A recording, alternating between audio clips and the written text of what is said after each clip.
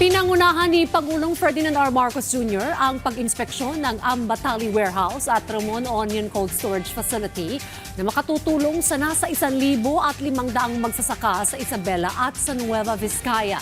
Yan ang ulat ni Kenneth Pasyente.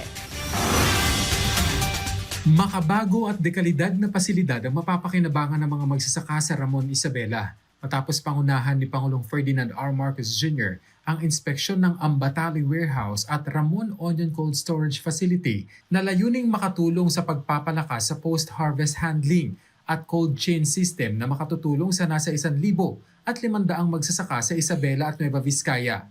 Ang naturang pasilidad ay may kakayahang mag-imbak ng hanggang 14,000 kaban ng palay.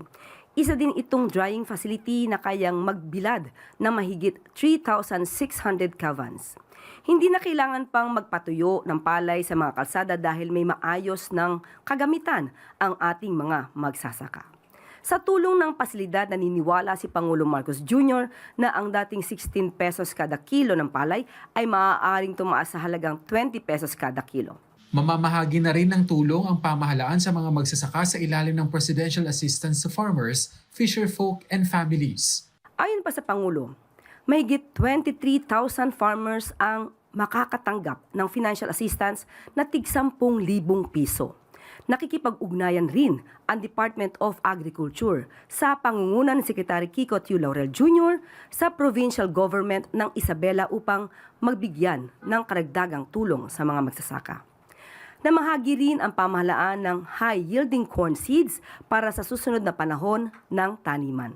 Nagtungo rin ang Pangulo sa Cabatuan Super Health Center upang kumustahin at personal na alamin ang pangangailangan ng mga healthcare workers doon.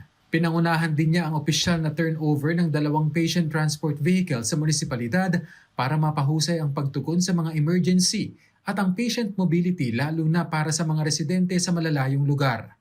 Buo ang paninindigan ni Pangulong Marcos Jr. Walang Pilipino ang maiiwan pagdating sa kalusugan. Walang pamilya ang kailangang mangamba tuwing may karamdaman. Kenneth Pasyente para sa Pambansang TV sa Bagong Pilipinas.